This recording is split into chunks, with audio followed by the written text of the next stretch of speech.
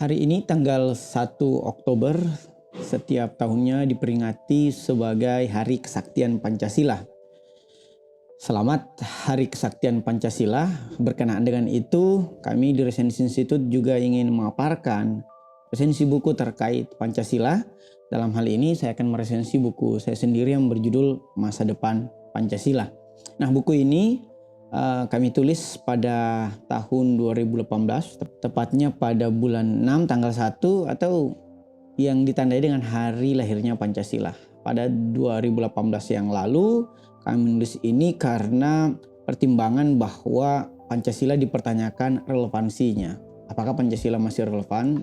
Utamanya di era disrupsi teknologi, bagaimana perbincangan ideologi termasuk ideologi Pancasila dalam era Mahadata ini. Atau dengan kata lain, apakah Pancasila masih benar-benar sakti? Nah, itulah yang kemudian mendasari kami menulis buku ini. Nah, Pancasila kami definisikan sebagai sebuah ideologi negara.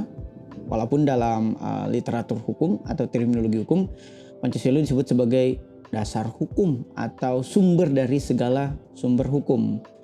Adapun masa depan adalah akibat dari apa yang kita lakukan di masa kini. Sehingga secara sederhana masa depan Pancasila itu merupakan perbincangan seputar bagaimana Pancasila kita perlakukan di masa kini sehingga berdampak pada masa depan. Oke, sekilas mengenai sejarah Pancasila. Pancasila sendiri itu seperti yang kita tahu ditemukan pada sidang BPUPKI, tepatnya ketika Soekarno membacakan konsepsi tentang dasar negaranya pada sidang BPUPKI pada tanggal 1 Juni 1945. Sehingga 1 Juni disebut sebagai hari lahirnya Pancasila.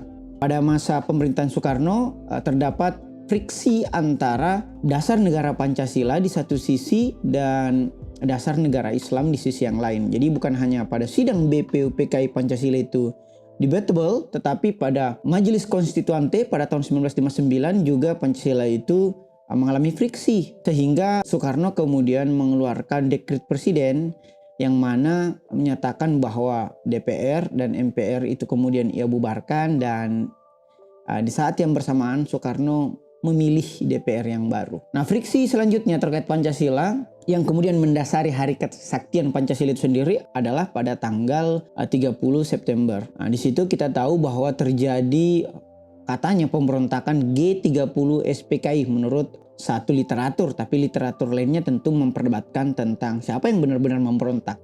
Nah, pada tanggal 1 Oktober, rezim Orde Baru kemudian menyebutnya sebagai Hari Kesaktian Pancasila. Mengapa? Karena Pancasila dikatakan sakti dalam menangani berbagai perkara-perkara kebangsaan, mulai daripada sidang BPUPKI, Majelis Konstituante, sampai kepada friksi ideologi komunis pada 30 September 1965. Nah, yang paling terbaru tentunya adalah pembelahan atau konfigurasi atau separasi bangsa kita mulai dari Pilkada Jakarta tahun 2017 hingga eskalasinya pada Pilpres 2019 maupun pada pilkada-pilkada di daerah-daerah lain. Friksi yang saya maksud adalah pembelahan antara satu kubu yang merasa sangat Islami sehingga ada gerakan-gerakan bela Islam, sebagai lawannya justru diperhadapkan dengan kubu Pancasila sehingga yang satu merasa paling Islami, yang lainnya merasa sangat Pancasilais. Tentu kata Yudi Latif ini sangat kontraproduktif. Kenapa? Karena pada sidang BPUPKI pada abad 20 saja sebenarnya pembelahan seperti ini adalah sesuatu yang usang atau obsolete. Bahkan Endang Saiful Ansari menyebutkan tidak ada Islamis, tidak ada nasionalis. Yang ada adalah nasionalisme religius dan satunya lagi adalah nasionalisme sekuler. Nah, dalam buku ini kemudian saya menyebarkan tentang implikasi terhadap kegamangan kita melihat Pancasila dalam tren global. Dalam hal ini saya menyebutnya dua penyakit, yaitu penyakit yang pertama adalah xenomania. Xenomania itu artinya dia tergila-gila terhadap asing. Segala hal yang berkaitan dengan asing menurutnya sangat keren. Sebaliknya, penyakit sosial yang satu adalah xenofobia atau takut terhadap asing. Sehingga asing dianggapnya adalah sesuatu yang harus kita tutup.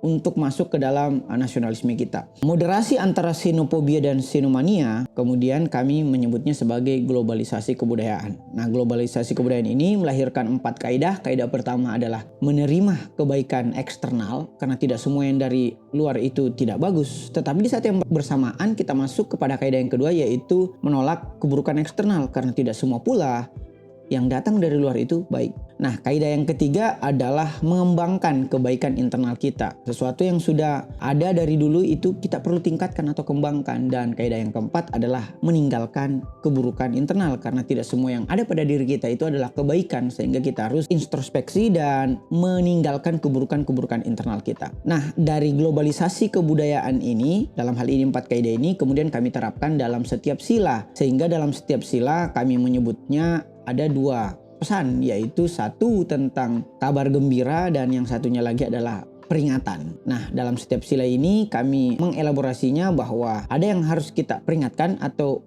wah ini tidak sedang baik-baik saja, tetapi di saat yang bersamaan ada pula kabar gembiranya. Mulai daripada sila yang pertama, yaitu sila ketuhanan. Sila ketuhanan, peringatannya atau kritik yang harus kita lakukan adalah apa yang kemudian kami sebut sebagai fundamentalisme agama. Misalnya Bassam Tibi melihat itu sebagai Islamisme kalau di negara-negara yang bermayoritas Islam. Tetapi jangan salah, ini tidak hanya berlaku di dunia Islam. Bahkan di negara-negara yang mayoritas agama lain juga itu mengidap fundamentalisme agama yang sama. Misalnya di Myanmar ada fundamentalisme Buddha, di India ada fundamentalisme sayap kanan India, dalam hal ini Hindu, dan di Barat ada fundamentalisme ortodoks yang menganggap bahwa white supremacy adalah keunggulan dibandingkan ras-ras yang lain. Sehingga fundamentalisme itu tidak berlaku hanya pada dunia Islam, tetapi di seluruh agama, bahkan ras dan antar golongan. Namun kabar gembiranya adalah Indonesia masih mengedepankan kerukunan umat beragama, dalam hal ini toleransi, sehingga Bassam Tibi lebih lanjut dalam rekomendasi bukunya, yaitu Islam dan Islamisme, menyebut bahwa Indonesia adalah Islam sipil